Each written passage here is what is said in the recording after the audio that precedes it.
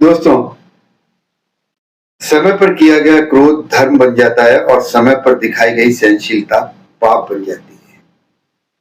पितामह भीष्म का एकमात्र पाप था कि उन्होंने समय पर क्रोध नहीं किया। द्रौपदी के चीरहरण के समय जब धर्म और मर्यादा तार तार हो रही थी, तो सभा की प्रतिज्ञा और मौन ने उनकी महानता को ढक दिया।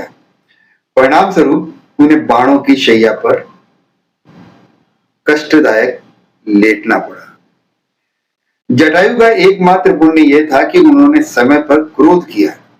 माता सीता के अपहरण के समय उन्होंने अपनी वृद्धावस्था की चिंता ना करते हुए अधर्म को रोकने के लिए रावण से युद्ध किया। परिणाम स्वरूप उन्हें वीरगति प्राप्त हुई और स्वयं भगवान राम की गोद में अंतिम सांस लेने का सौभाग्य प्राप्त हुआ। श्री कृष्ण कहते हैं कि क्रोध भी पुण्य बन जाता है जब वह धर्म और मर्यादा के लिए किया जाए, और सहनशीलता भी पाप बन जाती है जब वह धर्म और मर्यादा को बचा ना पाए। भगवान राम का जीवन दर्शाता है कि उनका क्रोध कभी भी व्यक्तिगत अपमान के लिए जागृत नहीं हुआ। जब परशुराम से धनुष टूटने पर विवाद हुआ, तब जब कैकेयी के कहने पर राजपाट का त्याग और वनवास जाने का समय आया, तब जब पिता की मृत्यु पर कंधा न दे पाने का दुख हुआ, तब जब केवट को उतराई न दे पाने की मजबूरी हुई, तब जब शूर्पणखा ने विवाह का प्रस्ताव दिया, तब जब सामाजिक नियम तोड़कर प्रेमवश सबरी के झूठे बेर खाए, तब जब सीता हरण और पत्नी का वियोग हुआ, तब, और यहां तक कि भाई लक्ष्मण युद्ध में मूर्छित हुआ, तब राम का क्रोध तो केवल एक ही स्थिति में जागृत हुआ, और वह था लंका की चढ़ाई के दौरान जब समुद्र ने उनको रास्ता नहीं दिया।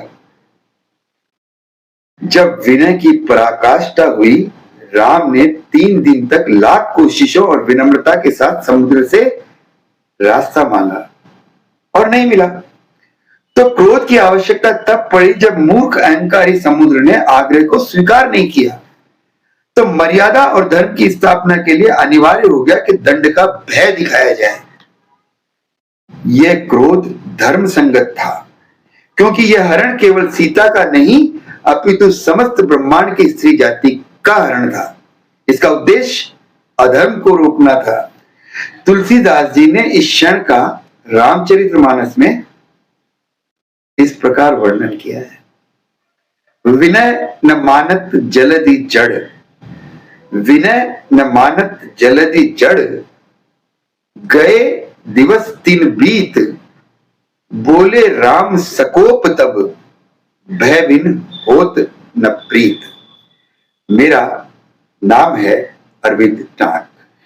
रोजाना आता हूं, रोजाना आपसे बात करता हूं, और बात करते हुए यही बात कहता हूं, बात करते रहो यार, बात करोगे तो बात बनेगी। आज नहीं, कल बनेगी, लेकिन बनेगी जरूर। प्रेम से बोलो, जय श्री राम।